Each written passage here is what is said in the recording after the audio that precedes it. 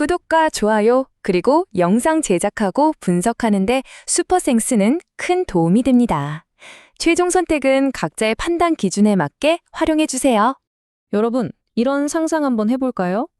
거대한 현수교가 있는데 그 다리를 지탱하는 핵심 케이블 하나가 툭 하고 끊어진 겁니다. 겉보기엔 멀쩡해 보이죠? 하지만 거센 바람이 불어닥치는 순간 다리는 걷잡을 수 없이 흔들릴 겁니다. 오늘 우리가 살펴볼 두 팀, 개막전에서 화려한 승리를 거뒀지만 바로 그 이면에는 이 끊어진 케이블처럼 눈에 보이지 않는 아주 치명적인 균열이 숨어 있습니다. 자, 그래서 이번 분석에서는요, 이 흐름을 따라가 볼 겁니다. 먼저 두 팀의 승리 뒤에 어떤 균열이 있는지 찾아내고요. 그 원인이 되는 핵심 결장자들을 샅샅이 파헤쳐 보겠습니다. 이어서 이 빈자리가 전술적으로 어떤 충돌을 만들어내는지, 그리고 데이터는 우리에게 어떤 놀라운 진실을 말해주는지 살펴본 뒤에 마지막으로 시장의 판단까지 확인하고 명확한 결론에 도달해 보겠습니다. 첫 번째, 승리 속에 감춰진 균열입니다. 휴스턴과 LAFC 두 팀 모두 개막전에서 기분 좋게 승점 3점을 챙겼죠. 출발이 아주 좋아요. 하지만 공교롭게도 두 팀 모두 팀의 중심을 잡아주던 핵심 선수가 부상으로 쓰러지는 똑같은 악재를 맞았습니다. 이건 단순히 선수 한 명이 빠지는 게 아니라 팀의 게임 플랜 전체를 뒤흔드는 문제입니다. 그렇다면 그 균열의 정체가 대체 뭘까요? 자, 두 번째 섹션에서 핵심이죠. 라인업과 결장자 명단을 보면서 그 사라진 조각이 무엇인지 직접 확인해 보겠습니다. 먼저 홈팀 휴스턴부터 볼까요? 안정적인 4-2-3-1 포메이션을 들고 나올 겁니다. 스비아첸코가 버티는 수비라인 위로 공격은 길예르미 아우구스트가 조율할 것으로 보이고요. 이에 맞서는 LAFC는 이건 막강한 공격력을 자랑하는 4-3-3이죠. 월드클래스 골키퍼 위고 요리스가 뒷문을 잠그고 최전방에는 부앙가와 H손이라는 아주 강력한 날개들이 포진해 있습니다. 자, 그런데요. 이 경기의 가장 큰 변수, 핵심은 바로 여기 있습니다. 양 팀의 척추, 말 그대로 팀의 중심을 잡아주는 라인에서 핵심 선수가 똑같이 빠졌다는 점입니다. 이건 팀의 빌드업부터 실점 억제력까지 모든 것에 심각한 타격을 줄 수밖에 없어요. 휴스턴의 경우는 정말 치명적입니다. 바로 대체 불가능한 6번 미드필더 아르투르 선수가 하체 부상으로 이번 경기에 나올 수가 없습니다. 이 선수가 얼마나 중요하냐고요? 숫자를 한번 보세요. 2,856분, 지난 시즌에만 무려 2,856분을 뛰었습니다. 33경기에 출전하면서 팀의 허리를 그냥 굳건히 지킨 말 그대로 팀의 전부나 다름없는 선수였어요. 이 선수가 그냥 공만 돌리는 미드필더가 아니에요. 패스 성공률이 무려 88.3%, 거의 90%에 가깝죠. 안정감은 기본이고요. 롱볼 성공률도 51.6%나 돼요. 이게 무슨 말이냐면 수비 진영에서 한 번의 공격이 물꼬를 터주는 팀 공격의 시작점이었다는 겁니다. 수비는 또 어떻고요? 리커버리, 그러니까 공을 다시 뺏어오는 횟수가 179회, 태클은 48회, 말 그대로 팀의 1차 방어선 역할을 혼자 다 했다고 봐도 과언이 아니에요. 이 선수가 없다는 건 공수양면에서 정말 엄청난 손실이죠. 자, 그럼 이제 LAFC 쪽을 볼까요? LAFC도 상황이 만만치 않습니다.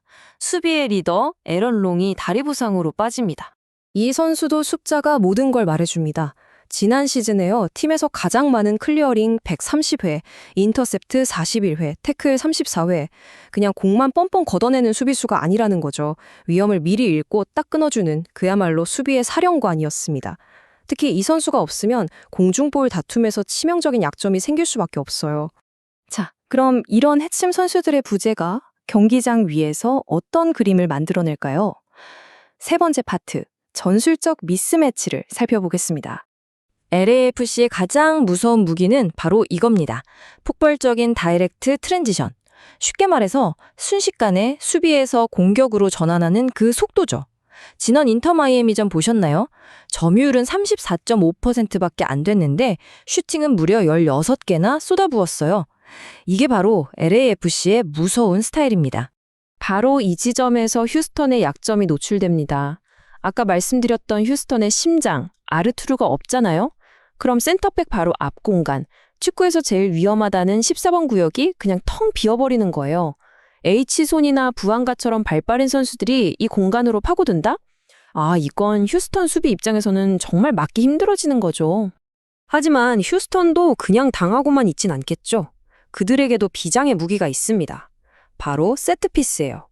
이게 아주 재밌는 포인트인데 휴스턴은 득점 기회의 거의 절반, 50% 가까이를 제이 맥글린의 킥에서 만들어요. 반면에 LAFC의 세트피스 크로스 성공률은 14.3%에 불과합니다.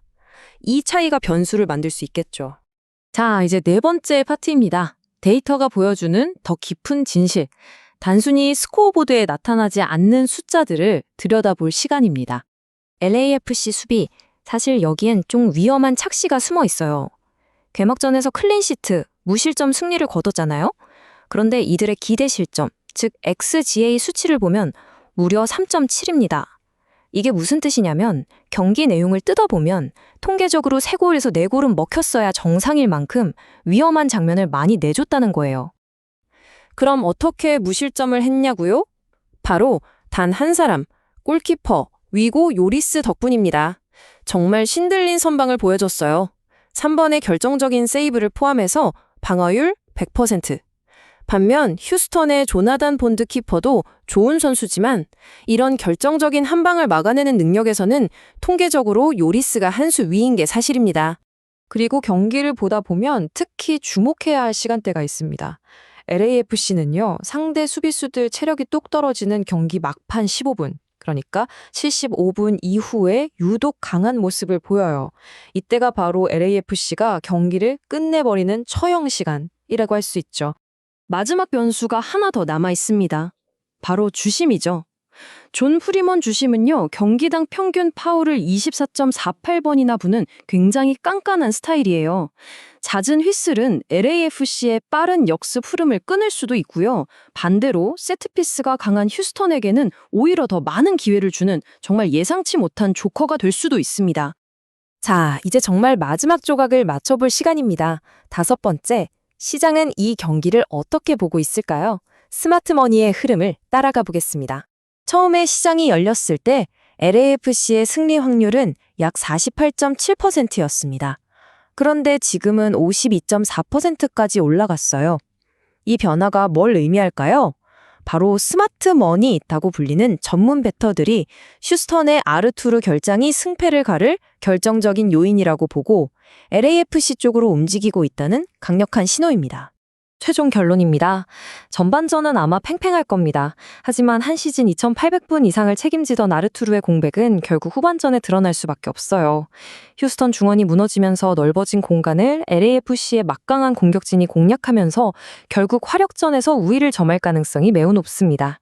따라서 데이터가 가리키는 가장 확률 높은 시나리오는 LAFC의 승리, 그리고 양팀 합쳐 2.5골 이상이 나오는 다득점 경기입니다. 예상 스코어는 2대1 또는 3대1 LAFC의 승리입니다.